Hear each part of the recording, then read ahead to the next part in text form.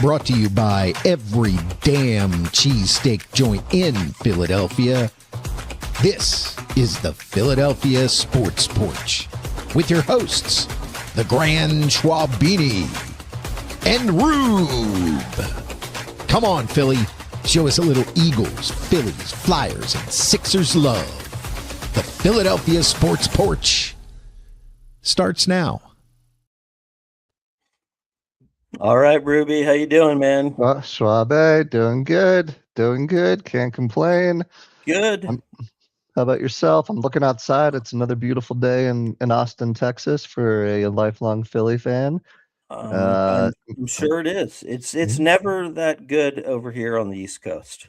I always threaten Leslie Lemmer. I'm just like, maybe we need to move back east to be a little closer to family. And, as we're getting older, now the kids are kind of out. Yeah. And she's like, nah, I don't think so. Too crowded, weather's unpredictable. I'm like, but you want to go to Michigan? She's like, well, the weather's very predictable. It's beautiful in the summertime and it's cold and wintry in the wintertime. That is true. There's nothing wrong with like a northern exposure type of life, though. I kind of like that. If I was really wealthy and I had like a gigantic log cabin, that was incredibly warm in the winter, I think I could enjoy that a little bit. Oh, okay, well, listen, you are incredibly wealthy. You need to go do that. Maybe. But anyway, thanks everybody for joining us. If you're watching us on X, it's at Philly Porch. Make sure you follow us. If you're watching us on YouTube, it's at Philadelphia Sports Porch. Remember to click the subscribe button. And if you are not there, go to YouTube and click on it and subscribe. We want to get over, I didn't check, but we're probably over 100 followers at this point, but we want to just keep building that and building that. After the show, we always drop the podcast. It goes out on Spotify, iHeartRadio, Apple Podcasts, pretty much anywhere you get your podcasts. And so we got a number of things to talk about today. It is the off season for the Eagles, but as usual, the Eagles usually have the most stuff to talk about. Okay. So what I am going to do, there's a number of things to talk about, but let's just start with number one, which is this guy. Woohoo! Good to have Dallas Goedert back, huh? I've never wanted a tight end to come back more than Dallas Goedert coming back. All things being equal, he was one of our most productive players last year. So why wouldn't you bring him back? So I think they brought him back in another 1-year deal. He wants to be here. He's great blocking tight end. Did they bring Calcaterra back too? Did I see? They did. And then they also signed another guy who they say is like one of the best blocking tight ends in the league. Yeah, I saw that. I forget the guy's. Remember his name? Like Bunt or something, like that's right. Munt or something like that. Munt, yeah, Eagles tight end. Yeah, Munt. Yeah, so I mean, I'll tell you what. I mean, I'm just shocked that they could get Dallas Goedert back at $7 million a year. I mean, it's unbelievable. I mean, look, there's no way. There's absolutely would be teams that would give him over $10 million a year. Credit to him. I mean, look, we say this all the time, and I think you and I might be able to make sense of it, but I guess people who are making millions and millions and millions don't make sense of it. But like, really, like, what is there a huge difference between 7 million and 10 million? I don't know. When your entire career all adds up to like 80 million, does it really matter? So he wants to be here. So, thank goodness for him. Yeah, 100%. You're right. Like, I don't know. It's surprising to me he didn't get like a multiple year deal at $10 million. Maybe I don't know what we don't know, but my eyes don't lie. And he, again, one of the more productive Eagles last year, and I would expect him to be productive again. And he's clearly one of Jalen's favorite targets. So glad to have him back. Welcome back, Dallas. We love you. To celebrate, I'm going to show the Dallas Goedert signature play. Do you know Oh, what I that think I is? know You which. know? I think I know which All one right, it is. all right, let's see if you got it right. Throw it here. Quick throw near side. Good adjustment and a catch by Goedert, who runs over his man. Still at his feet and he scores! What a play by Dallas. Goedert ran right through Valentine for the touchdown. Put that on the highlight reel. Go up there, make contact, stiff arm. Look at his face, stiff arm, 2 of them. And looking for more. What a boot. They should call that play the Valentine Day Massacre. That was great. I mean, that was just like one of the great plays kind of on the road to that Super Bowl victory. Mm-hmm. No doubt So about it. so really good to have my man, Dallas Goedert, back in Eagle Green. Makes you just feel good. We Now, need to get Rube, Dallas. We need to get Dallas Goedert on the show. we do. What? How are we going to make that happen? Do we I need to don't go? know. Do we need to do like the? I don't know. We're going to have to do some sort of campaign to get Dallas Yeah. on. Hey, speaking of which, did that surprise guest ever come to fruition? Oh, you know what? Here's what I just decided. I just decided, believe it or not, I originally thought that I was going to try to bring our surprise guest, somebody on the Phillies squad. Mm-hmm. I was thinking about doing it during spring training, Mm-hmm. because I figured there'd be less going on. But to be honest, I felt like there was sort of a lot going on. Like there was, the whole World Baseball Classic stuff going on. There was all the Bryce Harper back and forth that, constantly questions about that. And I just thought, you know what? I bet it would be easier. The way I'm sort of looking, it's like this. Like if you're in spring training, you probably have like your family down there and everything. I'm thinking like let's try to get this guy on when they're on like a West Coast road trip during the season and maybe like on an off day. You know what I mean? Okay. So I don't know. That was just kind of my thinking. So I am gonna try to do that, but I'm gonna try to do it during the season. I decided not to jump on it for spring training just because Okay. I just felt like there's a lot of questions being asked. I'd rather them get off to like a really good start and hopefully it's just really positive. Okay. All right. Fair but enough. but anyway, so back to the birds. And Dallas Goedert does seem like a guy who would come on, doesn't he? Oh, I think 100%. I think we got Yeah. to figure out how to get connected with him. Yeah. Now, Rube, are you aware that the Eagles signed a receiver today? Not until you told me. Are you serious? You don't know? I know who we signed, yeah, but Oh, okay. I didn't realize we had made that signing until he was on the pages for tonight. Oh, okay. So Hollywood Brown, you gotta love the name Hollywood Brown, coming to your birds. So Rube, just what are your general thoughts on Hollywood Brown? I'm not super. I mean, I know he's super fast, but I also know he's super little and super injury prone. And I don't know if Hurts can throw the ball long enough for him to to lead him. But uh, you know, I don't know. I think it's a to be determined. I just wonder why he's so available every year, and he's been on 4 or 5 different teams, right? So that worries me a little bit. Mhm. But as a third receiver, hopefully as a third receiver behind AJ and Devontae, I probably an upgrade from Jahan Dotson. But you saw Dotson never saw the ball, so Hollywood Brown sees the ball. If he's on the field, it kind of feels like the defense knows we're going deep, or it's a decoy to go deep. What do you think? Well, what I think is, I think that this signing probably cements that AJ Brown is going to be traded. They needed to at least have a guy that you could pencil in as a starting receiver. And he's been a starting receiver in this league. Hmm. So you can pencil him in. So you've got Devontae and you've got Hollywood Brown as your number 2. And then maybe what you do is you add a high draft pick at receiver, right? So that's, I think, the main thing here is it's kind of insurance with the AJ Brown thing.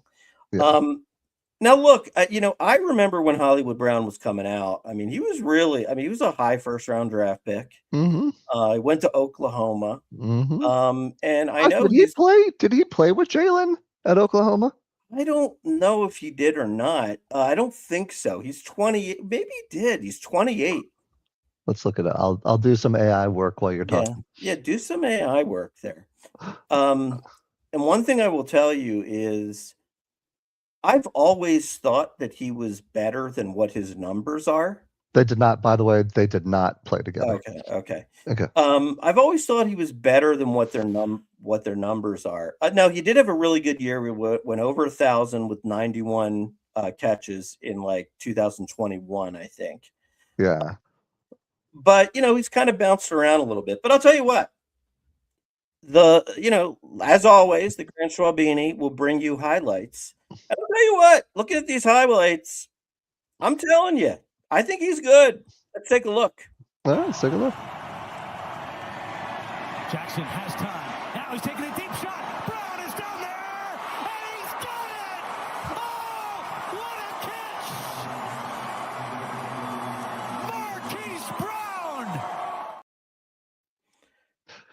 That was a pretty good catch. That was a pretty good catch. Doesn't have to be right there. Unlike AJ Brown, Hollywood Brown keeps running after the ball. Ooh, bazinga. So why did he have to go to the Cardinals and then he went to the Chiefs? And with Patrick Mahomes, 5 touchdowns and 500 and something yards on a team that had no receivers besides Xavier Worthy. It is a little weird, I will tell you, but there's more. To a third string quarterback. And now Murray to the end zone. Brown, touchdown. So we've now covered the bomb. We've covered the sideline back shoulder. And then how about just a great catch while getting hit, keeping your feet in bounds? How about that? Trying to force it in there to Rice, who has 2 touchdowns already. Mahomes going to the end zone. Back of the end zone. Caught. Tiptoe. Touchdown. Wow. Hollywood Brown. While taking a hit from your backside. This is such high-level football all the way around on both teams. It's always a highlight when someone is beating the Cowboys. So right. I don't know, man. I think he can play. So I mean, look, is he as good as AJ Brown? Of course he isn't. Am I expecting him to come in here and dominate? No, I'm not. But do I think he could catch for 800 yards and 6 touchdowns? Absolutely. Absolutely, I do. If he's the number 2 receiver, for sure. Yeah. All right. We'll see. I guess we can be cautiously optimistic. And I think you're right. Listen, it's not if, and it's when AJ goes. Probably after June 1st. So at least we have 2 starting worthy receivers. So okay, I'll buy into it. It's an insurance plan. I'll buy into it. We needed a number 3 just in case. So if he turns out to be number 2, boy, we'll have 2 very slight receivers though. That makes me nervous. Well, we got Goedert in the middle. Yeah, true. So now another thing Eagles related is Darius Slay has decided to retire and hang them up. So your thoughts on Slay, Rube? Yeah, thought he was exactly what we needed for a wonderful run to the Super Bowl. I thought he was a great mentor, or so they say, for the young boys. So I think as far as I'm concerned, Slay will always go down as a Super Bowl champion and a big part of the championship. But even a couple of years ago, we're like, man, that guy gets hurt every time he makes a tackle. So it's probably for the best that he did retire. But truth be told, I'll remember him as an Eagle, but I'll also always kind of remember him as a Detroit Lion, playing all those years in Motor City. So good career. Certainly a big time player when we needed them on the Super Bowl run. God bless him. Ring of Honor, probably not. Well, let's have a conversation about that. What? Let's do have a conversation about it. You seem to have a higher opinion than I do. I do. And as I recall, I remember maybe on a previous show that when the Eagles won the Super Bowl in 2024 and he got his ring, I said, I think that will guarantee you that Slay will get into the Hall of Fame now because he's got that championship. Into the Eagles Hall of Fame or the Hall of Fame, the NFL Hall of Fame? Both. And Wow. I'll tell you why. I'll tell you why. Okay. I mean, seriously, look at these numbers here. Okay. He's a 6-time Pro Bowler. Not easy to do. He has one acknowledgement as a first team All-Pro. He's a Super Bowl champion. In 2017, he led the entire NFL in picks with 8.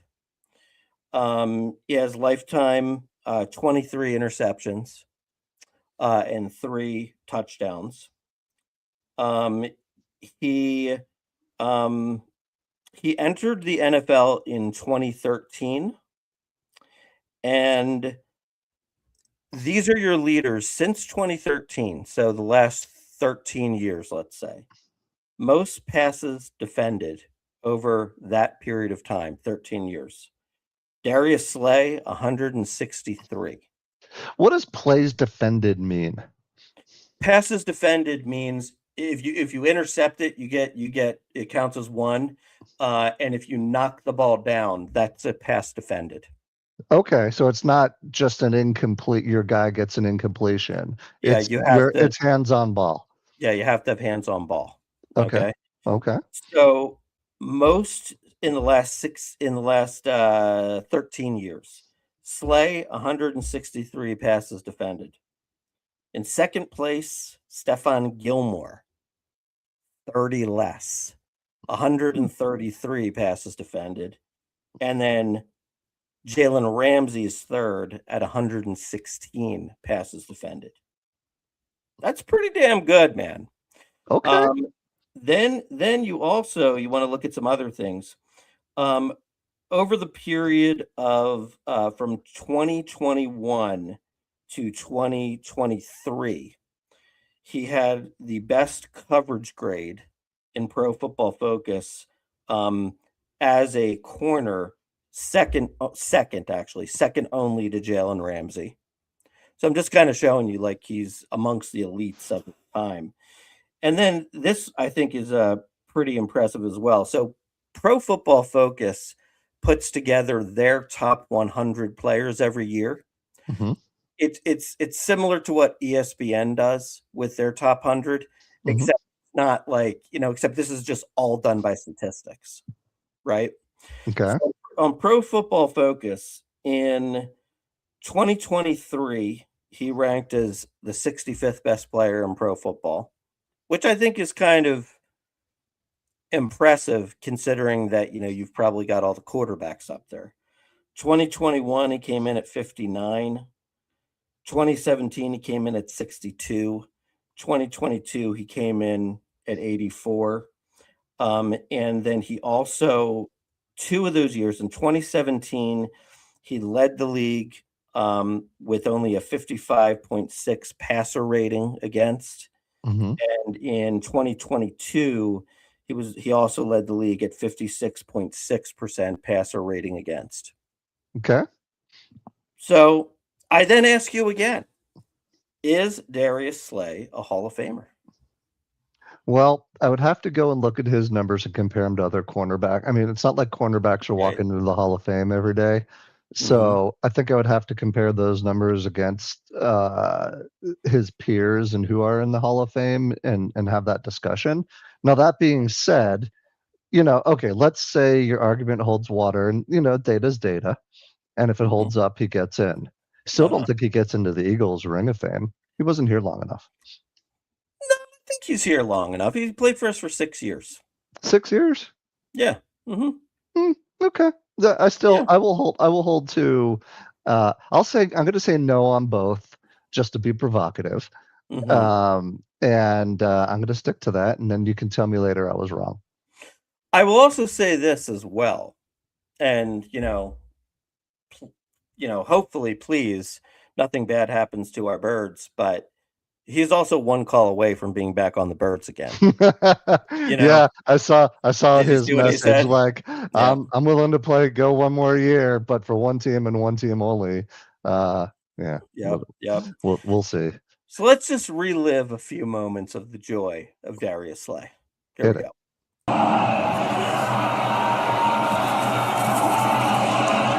Simeon stepping up. Pass to Sticks. Dangerous throw. Intercepted. Darius Slay. Big play. Slay has done it again.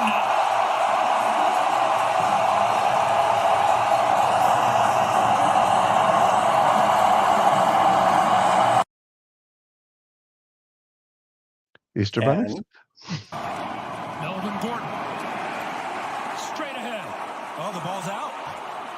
Coming out of there with the football is Darius Slay. Slay on the move to the outside. Blockers in front of him. Slay all by himself down the field.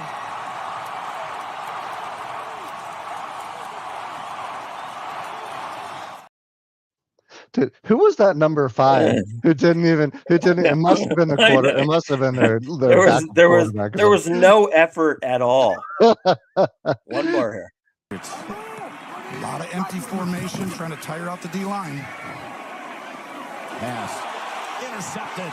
Deflected and picked off. And running with it is Slay. And he breaks the tackle and gallops to the end zone for the pick 6. Bringing back Slay, Bradbury, they reloaded this roster, and I think they're going to have a great chance to get back to the Super Bowl. And let's do one more because it was probably most important during the play. And get some first downs and keep his defense off the field. Love going to take a shot, going deep down the far side, and intercepted. Darius Slay, stride for stride, picks it off. That was a memorable one. That was it. Yeah. I'll tell you what, man. It was like I will remember that one forever because it was just perfect coverage. It was like Love was throwing him the ball. And it's another one too that I think about. How about do you remember the Justin Jefferson game when he just dominated Justin Jefferson? He held him to one catch for 8 yards and intercepted two balls. Yeah. Well, you know what? You're making me a bigger Darius Slay fan because when they said they got Bradbury and Slay back, when the announcer said that, and we remember how bad Bradbury was his second tour of duty with us. Yeah. And so that means they probably rarely threw at him and he was still making big plays. Right.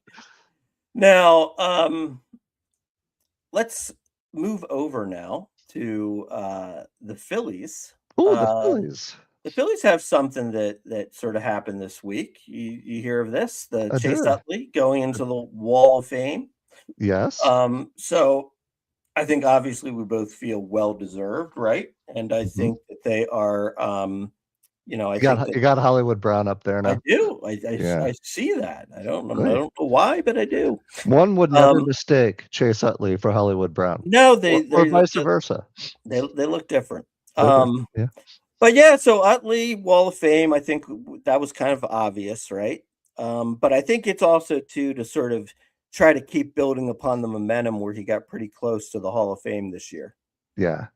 I tell you what, one of my all-time favorites. I love Chase Utley. He's the type of guy you wish all 9 players on the field played with his intensity and his skill level and worked as hard as he did. So I hope he gets into the Hall of Fame. I think that'd be wonderful and absolutely one of my all-time favorites. Maybe my second all-time favorite second baseman for the Phillies. You know who number 1 is? Manny Trio. That's right. Manny Trio. Love me some Manny Trio. Manny Trio got that big triple against the Astros. Manny Trio, my mother, God rest her soul, every time he would come up, she would say hit a double, and he would hit a double. Honest to God, it was unbelievable. Every time we watched a game together, he's like, "Oh, it's Manny Trio. He's going to hit a double. Come on, Manny!" And Manny came through. I actually named a goldfish Manny after Manny Trio. Hey, didn't one of your buddies name their dog after Mariano Duncan or whatever that guy's name was? What Yeah, he named it Duncan. Yeah, Duncan? Sustin named it Duncan. Sustin. Yeah, There you yeah, go. Okay. yeah, yeah. So that's cool. Now have you been watching any of the World Baseball Classic? Not Been not checking a out? not a lick. Now, maybe tonight, if I have some time this evening, I'll check out. Mhm. Is tonight the championship game? Yep. USA Venezuela. Venezuela, we're gonna steal their Yes. pitcher. I will tell you. I'll tell you what, though. One thing that is very promising, as related to the Phillies, is Aaron Nola pitched lights out in this World Baseball Classic. I think he pitched like a total of like 8 innings, gave up 1 run. Wait, Um, wait a second. Wait a second. I'm getting very cold over here. Is hell freezing over and you're giving Aaron Nola a compliment? Is that what I? I think Grrr! I think it's gonna be a big bounce back year for Aaron Nola. I hope you're right. We're gonna need him to be. I feel it. Now, the downside of the World Baseball Classic is that Bryce Harper has looked very overmatched in Mm. I think he's like 4 for 18 or something. With Aaron Judge hitting behind him. Yeah, now we've now got Aaron Judge hitting behind him, and that's not seeming to help. Well, maybe the optimistic glass half full way to say is, hey, maybe he's getting this out of his system before the season Hopefully. starts. Yeah, hopefully. Are you going to watch a game tonight? Are you going to spend Grand Schwabini hours of your life watching the Championship World Baseball Classic? I'll probably watch maybe like the last 2 innings or something. When it's pretty exciting. It has been pretty exciting. I mean, it's been like, these other countries, I think even more so than the USA, they really get pumped about it, and they've been doing all kinds of fun things. I love what the Italians did.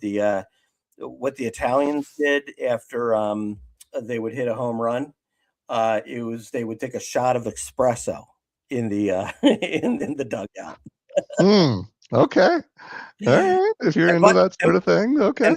And by the way, one of the Phillies' top prospects, I believe he's our number 1 pick in 2024. I think his name is Dante Nori. Okay. He was like awesome for Italy. He had hit like 400. He had like 2 home runs in one game. And I heard some people talking about him, like saying like this guy's like the perfect leadoff hitter. He's going to be great in the future. So that's good to know. Okay. So we'll see. We'll see how it ends. I mean, the last game against Dominican Republic last night, USA won 2-1. It's kind of a little bit soured by the fact that the last guy was called out on a pitch that was clearly a ball. Oh, really? Yeah. Okay. But I'll tell you what, look, with that lineup, you only get 1 run. You don't deserve to win, right? Right. Soto's on Dominican Republic, right? Juan Soto. They got the middle of their lineup is like Vlad Guerrero, Juan Soto. I mean, it's like it's murderer's row. Yeah. It is. It's just as it might even be better than the Americans lineup. We probably have better pitching than they do, but okay. So now I guess who's on the bump tonight? I don't know who is on the bump. By the way, Andrew Painter, congratulations! He just got engaged. I'm sure his parents are thrilled. I'm sure her parents are even more thrilled. Right. Let's see. Well, actually, they already won today. They won 2-0, so there was a good pitching performance. Let's see who it was. It was. What do you mean? The game's already over? No, the Phillies game. Oh, you're saying I'm saying okay. Who's pitching tonight? Let's see. Who is pitching tonight for Venezuela? Did you know that Jesus Luzardo was asked to go pitch and he said no? Correct. And instead, Jesus Luzardo got the win today. Pitched 5 innings, no earned runs, 1 walk, 5 Ks, a 2.31 ERA in the spring. and he's got his priorities straight. Good man. But, That's right. All right. by the way, Yeah. I was just going to say also today with a huge game, Aroldis Garcia went 4 for 4 with 2 RBIs and a home run. All right. Yeah. Spring training. He's We hitting don't put too much he's into hitting it. 300. Yeah. So what's the World Hey, Baseball so is Classic? Castellanos. By the way, so is Castellanos. Oh God. Mets writing Nolan McLean will get the start against Venezuela. Venezuela throws Eduardo Rodriguez, who I do not know who that is or who he plays for. Rodriguez allowed 2. He allowed his last outing. He allowed 2 2/3, allowing a pair of home runs to Juan Soto, and Kettle Marte is also on Dominican. Oh Jeez. yeah. Wow. Yeah, they got a good team. Yeah, the USA used schemes in the last game. Okay. He went like 4.1, gave up 1 run, but he was really sharp. And then they also used Mason Miller to close out that game, so he might not be available tonight. So okay, we'll see. It actually would be really big if Bryce Harper came up with a big hit tonight. Do you kind of feel like Bryce Harper's done? I don't, but I will tell you, I'm starting to worry. Okay. Has the bat slowed down? I'm a little concerned. Okay. We'll see. So anyway, are we going to make any kind of predictions, or I guess we actually have to, right? Because by the time we're on next, the season will have been upon us. No, we'll be on together next week, right? So next week is the 24th. Oh, okay. Yeah, we will. But we should, like, next week we can do like we'll do like all the division winners and all everything. the division winners and everything. But we should do every year we do our numbers of guess the number of wins, or predict, not guess, predict the number of wins. And I don't know who won it from you, me, or the TD last year. I know we were all in the 90s. I don't recall if it's in your little notebook or not on who guessed what, but last year the Phillies won 96 games, won the East. The second most wins in baseball last year, and they come back with a lot of the same players, but some new arms in the lineup and some new bats. So why don't we just throw it out there and we'll mark the date like it is March 17th, 2026 at 6:33 Central, 7:33 Eastern. What say you, Grand Schwabini? How many wins does the Grand Schwabini predict? Look into your crystal Grand Schwabini ball. How many wins are the Phillies going to have this year? What did they have last year, did you say? 96. Did they have 96 last year? 96 wins last year. You know what? Wow, boy, it's really hard to say that they're going to have more than that. You know what I mean? Yeah. I'm gonna go with 94. You're going 94. Yeah. Okay. I am going to go. I don't think they're going to be as good as last year. I'm going 92. Okay. You know what? You know what's kind of an interesting thought, though. If you just really think about what could make a big difference year to year, right? Think about how many games were blown by Jordan Romano last year. and just think about the fact that why are you saying his name in my presence? Well, just think about the fact that we have Duran this year. Like, that shouldn't happen, right? That shouldn't happen again. But baseball is she is a Lemmer says 89. Okay. Lemmer's not as high. She is a cruel mistress, the game of baseball, if that's the right word.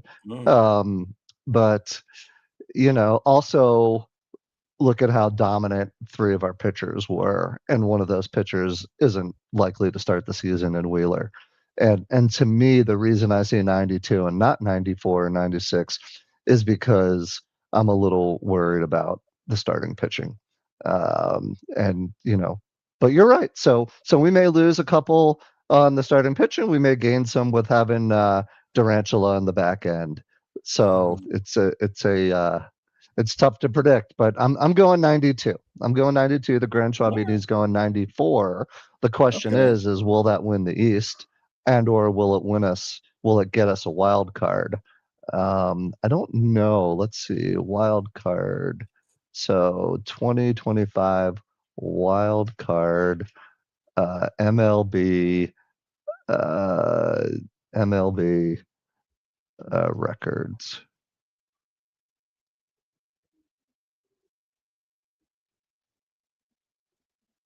Let's see here. 94 final regular season wild card standings. The Yankees finished with 94 wins last year. The Red Sox had 89 wins, and the Tigers had 87 wins. In the NL, the Reds secured the final spot with 83 wins. And let's see, 83. The Padres had 90. The Cubs had 92. So 92 should get you in. Yeah, I would think so. Okay. Think so.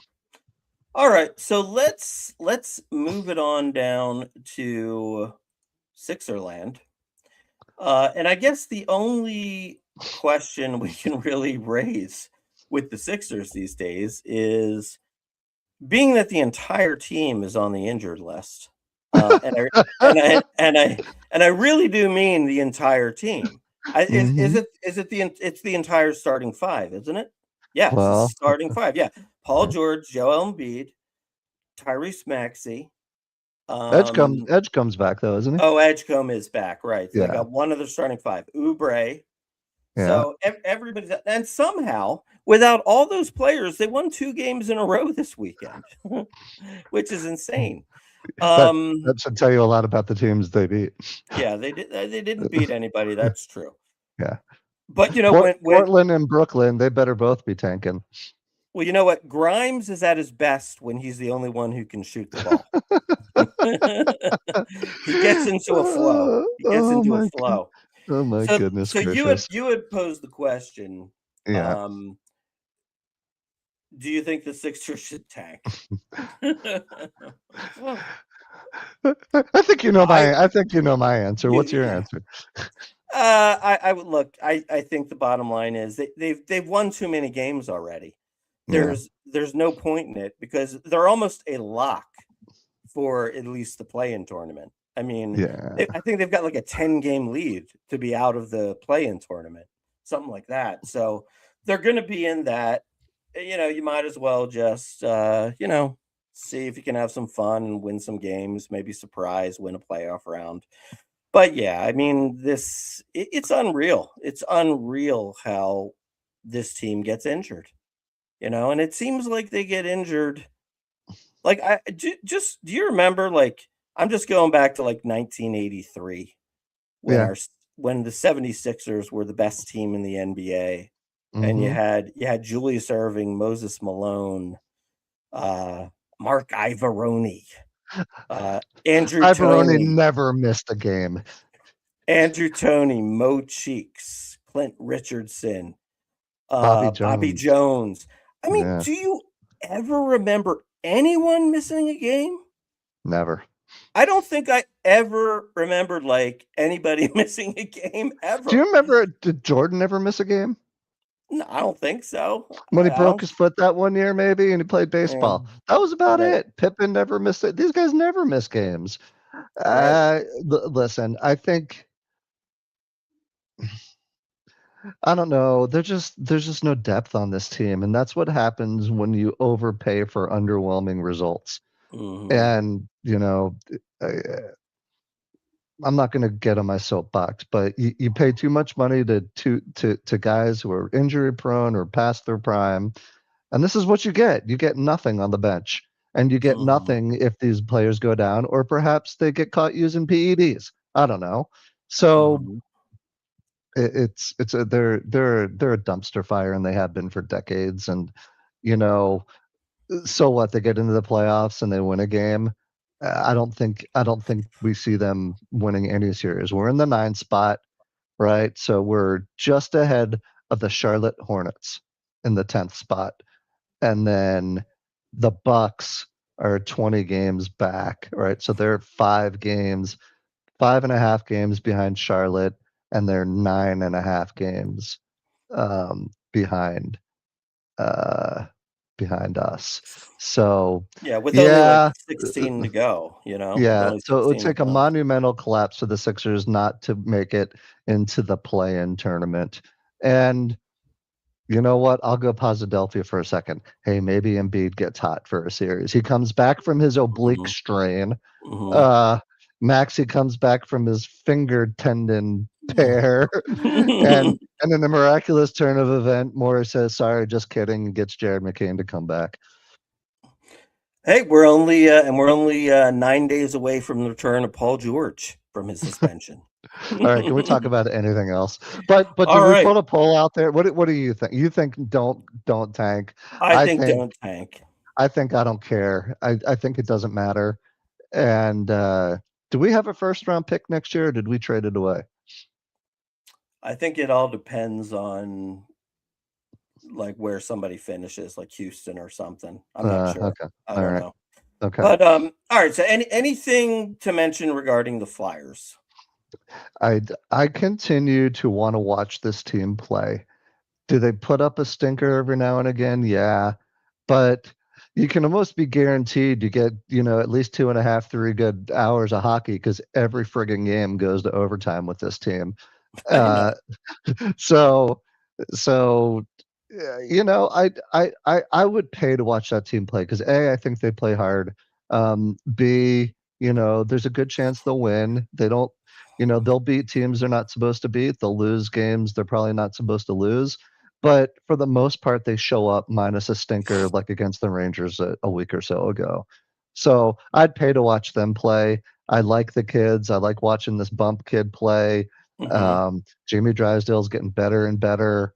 Owen Tippett is heating up. Michkov looks like he's finally found his legs and is playing Mhm. better hockey.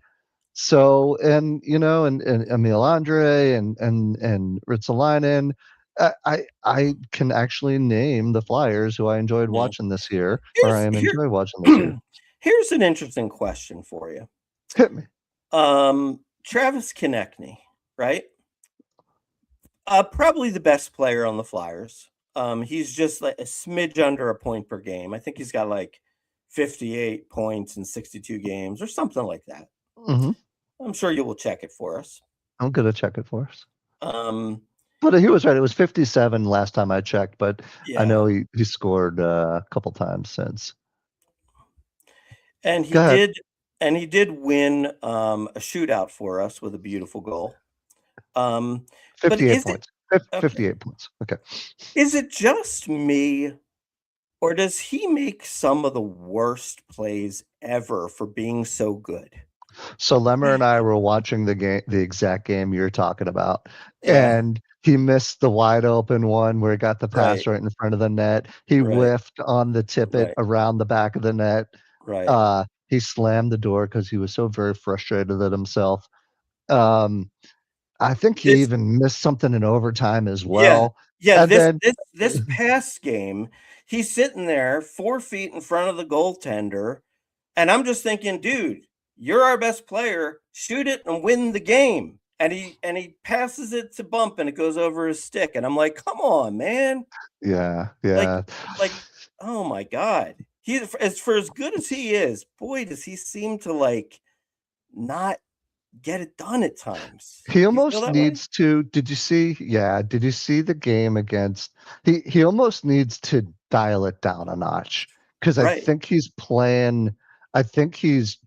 putting too much pressure on himself to be that Mhm. guy, Right. and it's clearly in his head because he's not executing at the level you'd expect him to. And I also think that he's taken too many unnecessary hits, right? There's Mhm. no reason at all you need to go shoulder to shoulder with Tom Wilson, right? Did you see the Right, shot right. Wilson put on Yeah, him? I did, yeah. So I know he's scrapping it and we love him the way he plays because of it.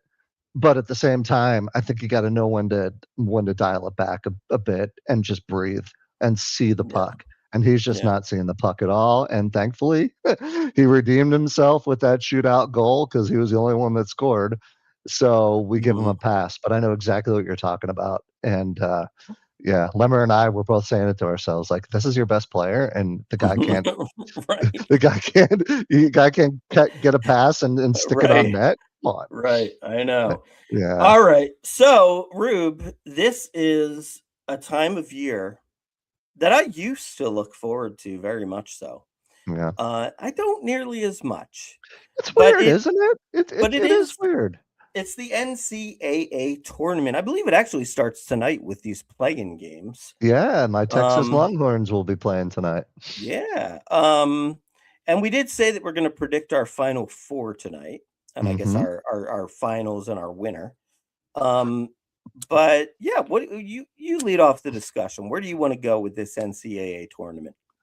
I agree with you. I have not I absolutely used to love the tournament. It was my favorite time of year. It was like Hanukkah or Christmas in March, and the madness was real. Uh, and I was excited to get my pools done and my brackets done. Hmm. Man, I didn't watch much this year at all. And it'll Hmm. probably be the best I ever do with my tournament picks because at work, everyone does their tournament picks. So, and my bride's home state promises to have some exciting in Michigan and Michigan State. I think they're Hmm. going to runs this year, so that'll be exciting. And we watched the Purdue Boilers have a good game the other day. Um, so I filled out my pool.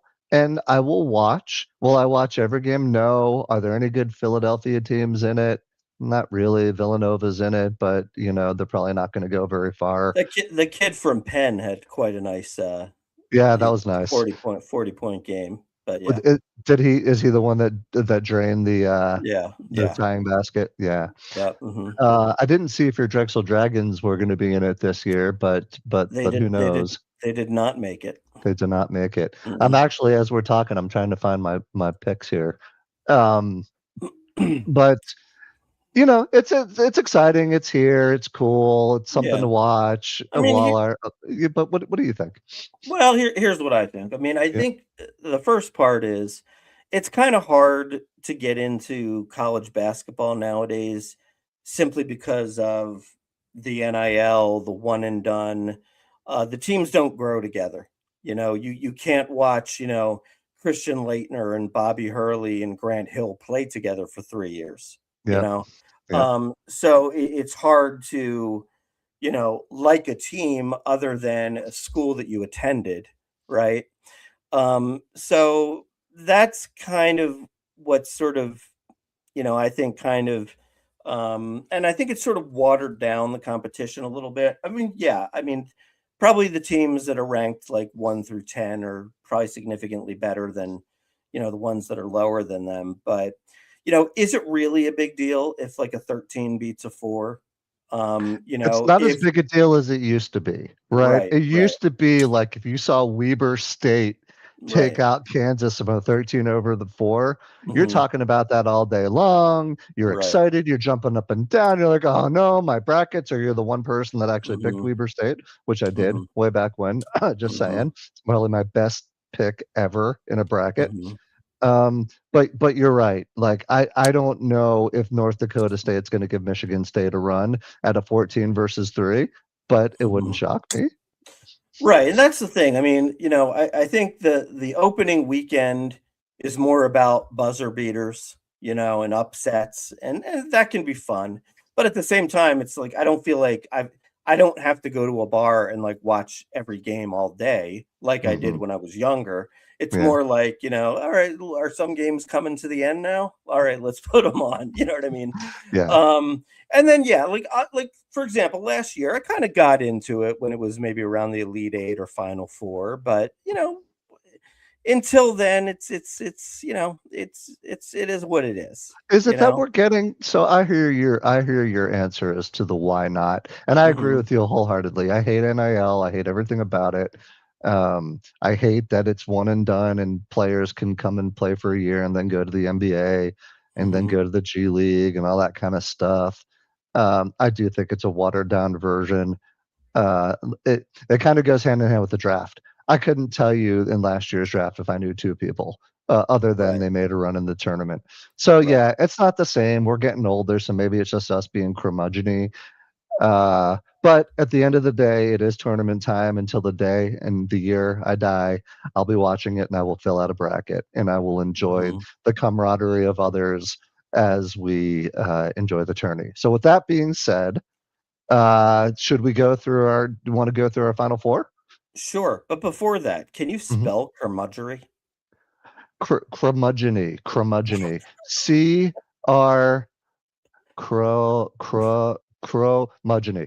Yeah, I don't think I can do it. I challenge any of our listeners out there to please put it in the comments and to please spell curmudgeon-y. And if Lemmer's watching, I'm sure she will feel free to chime in. But anyway, let's talk about our final four. Let's talk about why don't you go first? Why don't you lead us off, Schwabi? Well, I got to be honest with you, since I don't know much about these teams.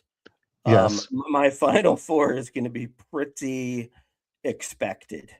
Okay. All right. So I'm going Duke, Florida, Arizona, and Michigan. So you're going all number ones. Are they all number ones? You're going chalk. Arizona and Michigan are. Florida is. Duke is. Yes, you went all number ones. Wow, I did. To be honest, I didn't even realize that. I looked at each bracket and I looked at 1, 2, 3, 4 in each bracket. Okay. So that's what I came up with. Okay, and then all right. We'll talk about. So I'll take you through my final four. All right.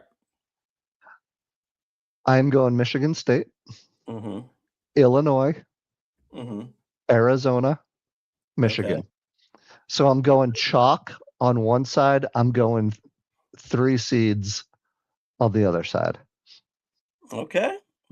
Makes sense. I mean, good programs. Now, who do you got in the final? I guess I'll go first. Go ahead. I have got Duke versus Arizona. Okay. I have an all-Michigan final. Wow. An all-Michigan final. I have Sparty versus Dusty May and the Michigan Wolverines. Ooh, curmudgeon. There it is. Leslie's got Curmudgeon. Do we need a spell check on that, or do we just believe her? I'm going to believe the Lemmer with this one. Okay. All right. But I'm going to say, okay, so we got your final. That's pretty crazy, an all Michigan final. That would be pretty wild. Now my winner in the Battle of Duke versus Arizona, I am giving it to Duke. I liked what I saw last year from their coach. And I also like that they, I believe, have the best player in college basketball. So I'm gonna go with that, and I'm gonna say bring it home, Duke. Wow, you're gonna be a Dookie. You're gonna be a Christian Leitner, Bobby Hurley, Coach K. Even though he's not there anymore, Coach K. Coach K. Who was the guy from Alaska? The Alaskan assassin, Trajan Langdon. Yeah, I could go at Jay Billis. right. So you're going Duke over Arizona. Simon says no Arizona this year. Okay. And what's your total combined score? How many total points do you think it's going to be? He's got the calculator. I didn't even know there were calculators existed anymore. Oh, did I use them all the time? 130. You're going 130. I am going. It's going to be a rout. It's going to be a rout. I've got it 77-53. I love it. I don't know if Arizona has scored less than 50.5 this year. I am going Michigan Wolverines over the Michigan State Sparties. for 135 combined points. I have no idea what the score is going to be, but the combined numbers will be 135. So there you go. A pretty defensive game, you're saying. 135, that's what's that, 75 to, I don't know, 60, 75 to 60. Okay. Not, that's you make it to the finals, you gotta be able to play defense. Defense wins championships. All right. Okay, well, now it is just time for our last segment here, and we decided that we are going to switch it up a little bit. Instead of us giving you something that we have watched recently, we decided to go back into the annals. The annals. It's a good word. Go back into the vault. The vault. And really review the tape. And what we are doing here is we are going to, each week we're going to give you one that we do this. We're going to start from number 10 and go down to number 1. And the category is going to be the best TV series of all time, excluding comedies, because we realized that we could do a whole other separate category on just half an hour comedies. So it's basically a drama, a thriller. That's essentially what we're talking about here. Your 10 best of all time. And when we say our all time, it has to be something we have watched. Yeah, it has to be. Yeah. So if it was like a series from the 60s, we weren't alive, so we can't include that. Correct. Essentially, I guess if it was from the 60s and we watched it, I guess you could say, okay, all right, that's fair. Yeah. But what we did say is, first of all, you have to watch it from beginning to end, and you have to, and the series has to have at least had 3 seasons. Okay. All right. Love So, it. Rube, we are gonna put you on the board first. This one took me by surprise. I had not thought of this show in years. But Rube's number 10 is Nip Tuck. Nip Tuck. Tell us about it, Rube. Schwabi, tell me something you don't like about yourself. That was their signature line. They would have, really? and every one of their shows would be named after the patient that they happened to do the cosmetic surgery on for that particular show. Okay. So for those of you not familiar with Nip Tuck, it was like we were talking before the show, a little racy for its time. It was a show that I think was mostly showed on the USA Network. It starred what was his name? Julian McMahon, who I think just died recently, and I forget the other guy's name. His doctor name was Sean McNamara, and the other doctor was Christian Troy, and Sean McNamara and Christian Troy were the first, I think, 4 seasons or so were based in Miami, cosmetic surgeons in Miami, and this is a show that obviously had people coming in for cosmetic surgery, not like real life stuff, but nonfiction. And they would always ask their patients, tell me something you don't like about yourself. And that's how they would interview their patients. And essentially, the series goes, a lot of drama, a little bit of Christian Troy was a ladies' man who slept with most of his patients. Sean McNamara. That's illegal. Yeah, which is illegal, but not in Nip and Tuck apparently. Right. And then Sean McNamara was, he was more of the mature one of the two of them, not the big party or family man, but was married to a woman who was in love with his partner for most of the show. And it had everything. It had some surgery scenes. It had obviously a little bit of gratuitous sex. which you just didn't see on cable TV, at least on the major cable TV networks. Now, when did you watch this? Well, like what years of life did you watch this? God, it was it must have been the early 2000s. Was it Okay. the early 2000s? So When did this you were at least you were 30 when you were watching it. Yeah, the season it went from 2003 to 2010. So Okay. it went from age 33 to age 40 for me. Oh, okay. Uh, I feel like it was sort of like, earlier than that, but I guess not. nah, Okay. and then so it also had some pretty season-long thrilling plots. Mhm. One of them was about a serial killer who used to carve up people's faces, Oh. or carve up their bodies, Mhm. and somehow or another, these two doctors were involved with a serial killer and must have done something uh, that they were indebted to this guy for, and yada yada yada.